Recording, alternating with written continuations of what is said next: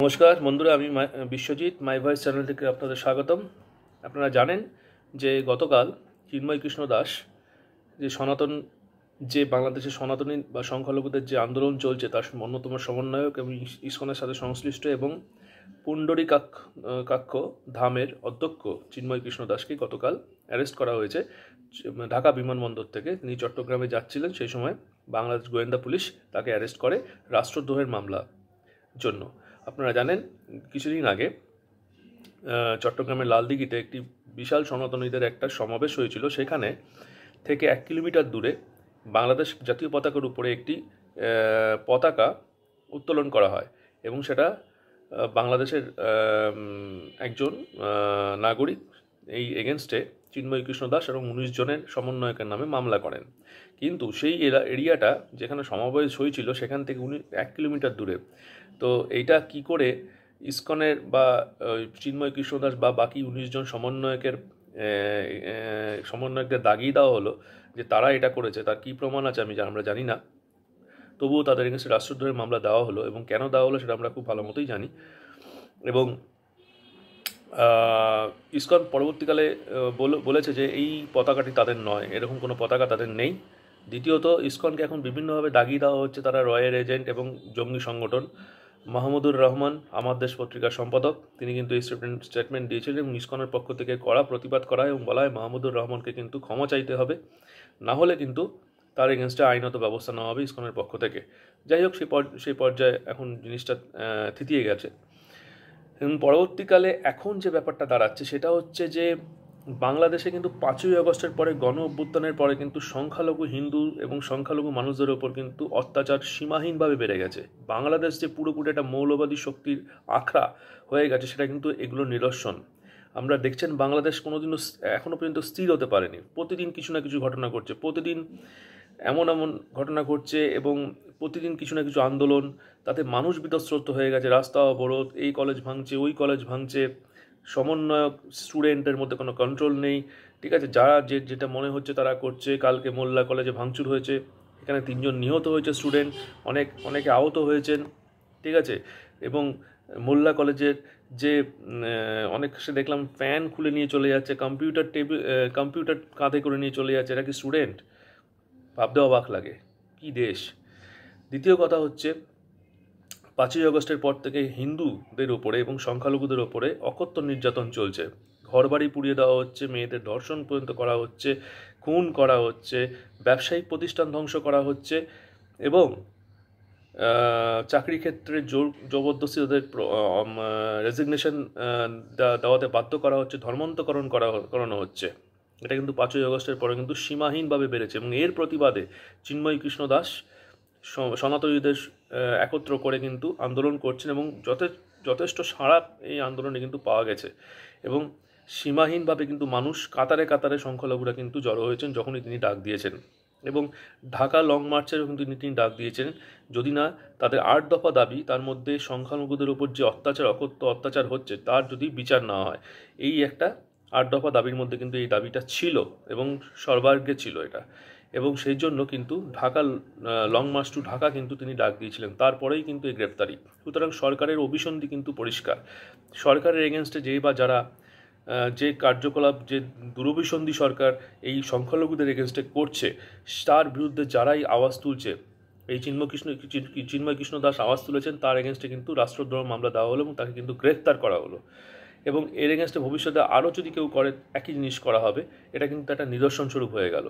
কিন্তু 5ই আগস্টের পর স্বৈরতন্ত্রী, আমরা বারবার শুনেছি সমন্বয়ক এবং 5ই আগস্টের পরে যে শক্তিগুলো ছিল যারা স্টুডেন্টকে সামনে রেখে, এটা কিন্তু পরিষ্কার, স্টুডেন্টকে সামনে রেখে তারা বিভিন্ন রাজনৈতিক দল যে খেলাগুলো খেলেছে, তারা কিন্তু প্রত্যেকে বলছে হাসিনা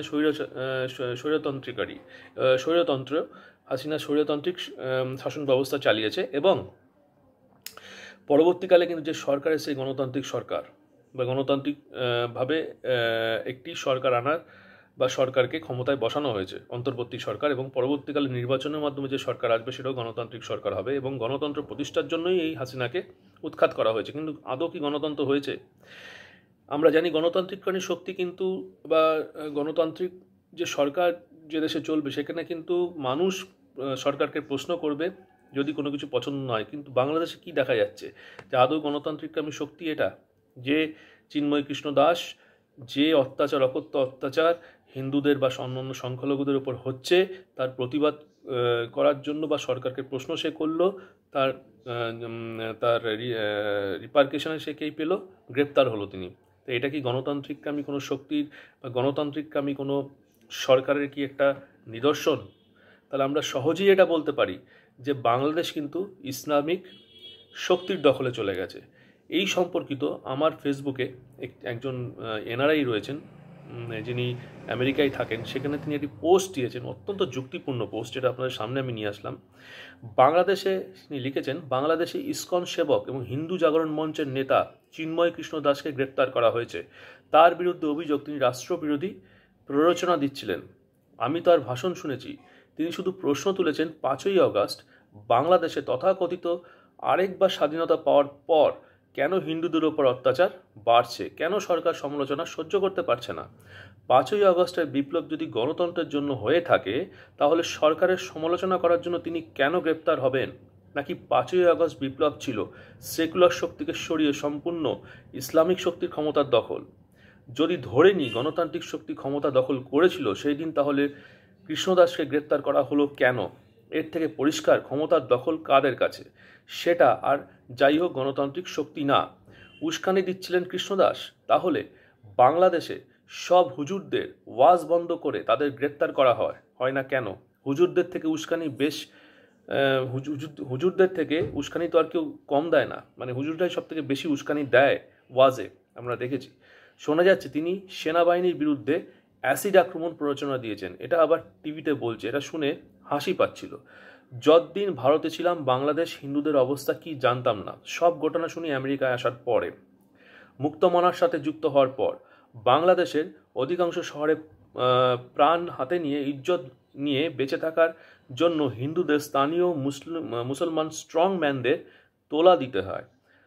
ভয়ঙ্কর কি তথ্য দেখুন, হিন্দুরা তোলা দেয় মুসলমান স্ট্রং ম্যানদের, যাতে তারা সেখানে থাকতে পারে, খেতে পারে, বা ব্যবসা প্রতিষ্ঠান চালাতে পারে, বা চাকরি করে আয় উপার্জন করতে পারে এবং তাদের জীবন নির্বাহ করতে পারে। এই হচ্ছে গণতান্ত্রিককামী দেশ বাংলাদেশের অবস্থা, এবং 5 তারিখের পর সেটা আরও সীমাহীনভাবে বেড়েছে। যারা স্থানীয় গুন্ডাদের বিরুদ্ধে কিছু বলতে পারে না, হপ্তায় টাকা দেয়, তারা সেনাবাহিনীর বিরুদ্ধে অ্যাসিড আক্রমণ করার ষড়যন্ত্র করবে। অর্থাৎ যারা স্থানীয় গুন্ডাদের বিরুদ্ধে কোনো কথা বলতে পারে না, তারা সেনাবাহিনীর বিরুদ্ধে অ্যাসিড আক্রমণ করবে, এটা ভিত্তিহীন অভিযোগ। এরকম গল্প শুনলে ভারতের গরুগুলো বর্ডার ক্রস করে বাংলাদেশের কাছে উঠবে। ধর্মীয় সংগঠনের লোকেদের রাজনীতি করা উচিত না। ইসকন শ্রী চৈতন্য মহাপ্রভু পথে চলে, তিনি প্রতিবাদী ছিলেন। শ্রী চৈতন্য মহাপ্রভুর জীবনে এক উল্লেখযোগ্য ঘটনা ঘটে নবদ্বীপে, যেখানে তিনি স্থানীয় এক মুসলিম কাজীর বিরুদ্ধে প্রতিবাদ করেছিলেন। ঘটনার প্রেক্ষাপট ছিল এমন যে নবদ্বীপের কাজী হঠাৎ করেই নির্দেশ জারি করেছিলেন যে সনাতনী ধর্মাবলম্বী যারা রয়েছে তাদের কীর্তন, ঢাক বাজানো বা কোনো প্রকার সঙ্গীতের আয়োজন নিষিদ্ধ।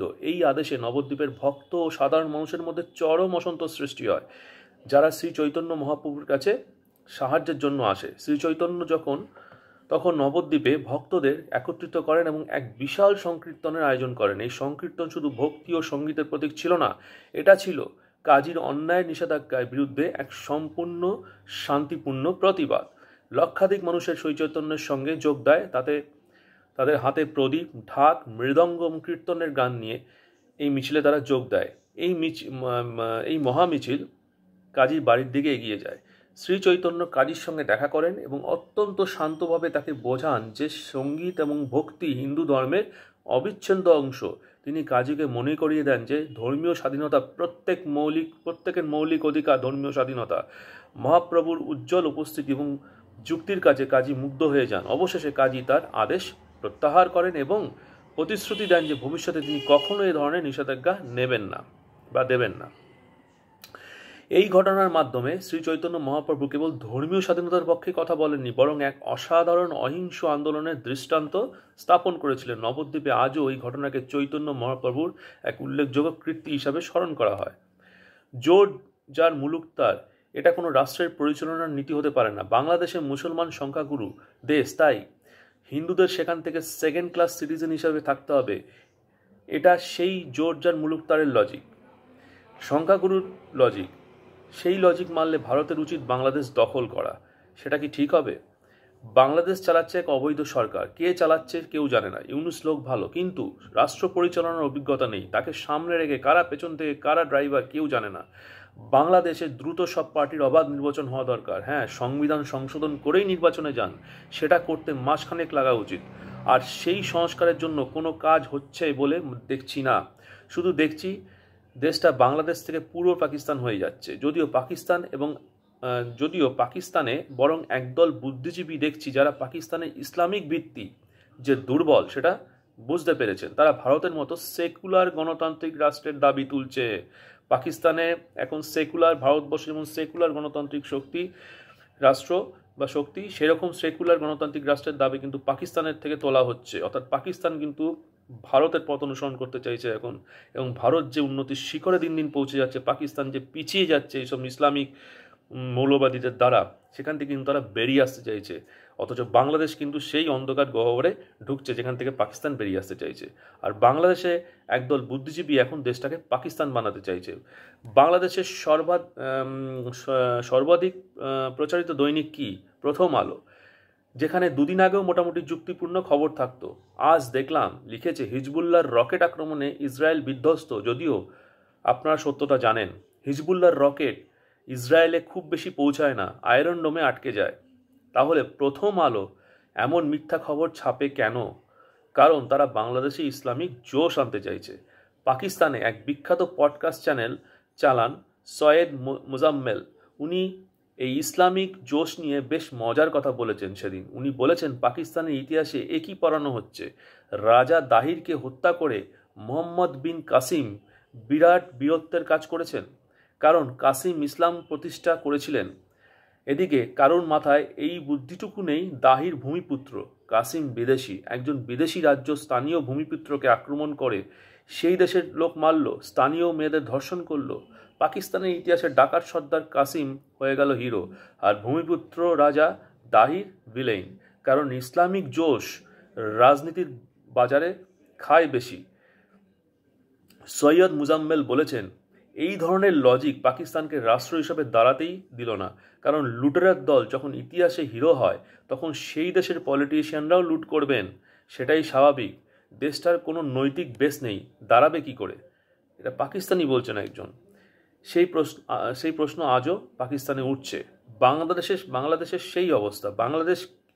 বাংলাদেশের কিসে ভালো হবে সেই চেষ্টা দেখছি না। দেখছি ইসলামিক জোশের আওয়াজ তুলে নতুন লুঠের আয়োজন, আর সেই আয়োজনের আগুনে পুড়ছে হিন্দুরা।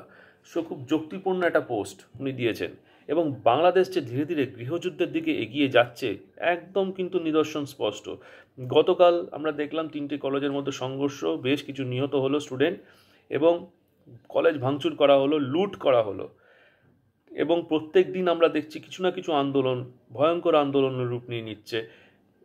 গার্মেন্ট সেক্টর যেটা রয়েছে, সেই গার্মেন্ট সেক্টর কিন্তু ধ্বংসের দিকে। বাংলাদেশে কিন্তু ইকোনমিক ধ্বংসের দিকে। যখন ইকোনমিক ধ্বংসের দিকে যাবে, তখন কিন্তু মানুষের খাওয়া পড়ার একটা ব্যাপার চলে আসবে। যখন মানুষ তাদের দৈনন্দিন জীবনযাপন করতে পারবে না, তখন কিন্তু একটা আক্রমণের পথ তারা বেছে নেবে বাঁচার জন্য। এটা আপনারা জানেন।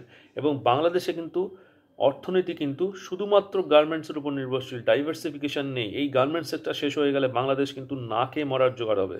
এবং তার মধ্যে যদি ভারত কোনো নিষেধাজ্ঞা জারি করে, যদি রপ্তানি বন্ধ করে দেয়, তাহলে কিন্তু দুর্ভিক্ষ লাগবে দেশে। সেক্ষেত্রে কিন্তু পরিস্থিতি আরও ভয়ঙ্কর হবে। কোনো এই মৌলবাদী শক্তি, আজকে আমরা দেখছি যে বেশ কিছু ইউটিউবার যারা বিদেশে বসে রয়েছেন, এবং তারা কিন্তু উস্কাচ্ছেন। তারা একটা কমিউনিটি বেস করে নিয়েছে, বেশ কয়েক কোটি ফলোয়ার করে নিয়েছে, তারা কমিউনিটি বেস করে তাদেরকে উস্কাচ্ছে বাংলাদেশে অশান্তি করার জন্য। কিন্তু তারা বিদেশে বসে রয়েছে, লাখ লাখ ডলার ফান্ড পাচ্ছে। কাদের পরিচালনা, কাদের উস্কানিতেই তারা এই কাজ করছে? এখনও কি বাংলাদেশবাসীরা বুঝতে পারছেন না? এবং যারা তাদের আদেশ অনুযায়ী দৌড়াচ্ছে, তাদেরকে এইটুকু বোধ বুদ্ধি নেই যে আগুনটা যখন লাগছে তাদের গায়েই লাগছে, যেখানে তারা বসবাস করছে। কিন্তু যারা তাদেরকে উস্কাচ্ছে, তারা কিন্তু বাইরে বসে রয়েছে, ফ্রান্সে, ইটালিতে, কানাডায়, আমেরিকায়, সেখান থেকে উস্কাচ্ছে তাদের, ঠিক আছে, বসে। এবং সেই উস্কানি তারা কান দিয়ে কিন্তু নিজেদের ধ্বংস নিজেরা ডাকছে। অথচ যারা উস্কানি দিল, তারা কিন্তু মাসের পর মাস একটা বিশাল অঙ্কের টাকা পেয়ে যাচ্ছে। এটা একটা তাদের প্ল্যান। এবং সেই প্ল্যানকে তারা এইভাবে এক্সিকিউট করছে দেশটাকে ধ্বংস করার জন্য। এবং আমরা দেখছি যে দিন দিন কিন্তু এই প্ররোচনায় পা দিয়ে বাংলাদেশবাসী বেশ কিছু সংখ্যক লোক, এই মৌলবাদী লোক, তারা কিন্তু উস্কানি দিয়ে বাংলাদেশটাকে একটা সাজানো গোছানো একটা দেশটাকে কিন্তু ধ্বংসের দিকে নিয়ে যাচ্ছে। এবং দিন দিন কিন্তু একটা মৌলবাদের একদম চূড়ান্ত আখড়া হয়ে গেছে বাংলাদেশ। এবং পরবর্তীকালে কিন্তু একটা মৌলবাদী বা উগ্রবাদী দেশের তকমা যেরকম সিরিয়া, আফগানিস্তান, পাকিস্তান পেয়েছে, তারাও কিন্তু পেতে যাচ্ছে খুব শিগগিরই। এবং সেক্ষেত্রে কিন্তু অর্থনৈতিক ব্যান চলে আসবে তাদের উপর, তখন কিন্তু তাদের বাঁচার রাস্তা থাকবে না। তাই বাংলাদেশবাসীদের আমি বলতে চাই যে সচেতন হন, সজাগ হন, এবং এই মৌলবাদী শক্তি যারা আপনাদের সাজানো গোছানো সব কিছু ধ্বংস করে দিচ্ছেন, রুখে দাঁড়ান তাদের এগেনস্টে। দেশকে বাঁচানোর জন্য রুখে দাঁড়ান, রাষ্ট্র বাঁচানোর জন্য রুখে দাঁড়ান। কিন্তু এই যে পরিস্থিতি আজকে তৈরি হয়েছে, চিন্ময় কৃষ্ণ দাসকে অ্যারেস্ট করা হয়েছে, আপনারা জানেন হয়তো খুব ভালোভাবে যে হিন্দু ডায়াসপোরা কিন্তু সারা বিশ্বে ছড়িয়ে আছে 108টা দেশে, এবং তারা কিন্তু ভোট কন্ট্রোল করে সেই দেশের। আপনারা জানেন আমেরিকাতেও তাই। আমেরিকার ট্রাম্প আসলে কিন্তু এর পরিণতি কিন্তু ভয়াবহ হবে। তিনি কিন্তু মৌলবাদী শক্তিকে কখনোই কিন্তু রেয়াত করবেন না। সুতরাং ক্ষতি কিন্তু আপনাদের হবে। আজকে যারা এই সমন্বয়ক দেশ ছেড়ে কিন্তু দুদিন বাদেই পালাবে, ঠিক আছে, কিন্তু ক্ষতি আপনাদের হবে, কেননা আপনাদের ওখানে থাকতে হবে। সুতরাং যে অন্যায় তারা এই ঘটনা ঘটছে, যে অন্যায় হিন্দুদের উপর বা সংখ্যালঘুদের উপর হচ্ছে, তাদের কিন্তু আপনারা রক্ষা করুন। বাংলাদেশবাসী হিসাবে আপনাদের কাছে আমার আবেদন যে এই ঘটনা কিন্তু করতে দেবেন না, এবং দেশকে একটা নৈরাজ্যের মধ্যে ফেলে দেবেন না। এবং ভিডিওটা আমি আর দীর্ঘায়িত করব না। সচেতন থাকুন আপনারা, সাবধান থাকুন, এবং এই মৌলবাদী শক্তির এগেনস্টে রুখে দাঁড়ান, যাতে বাংলাদেশটা বাঁচে এবং আবার শস্য শ্যামলা হয়ে ওঠে। নমস্কার।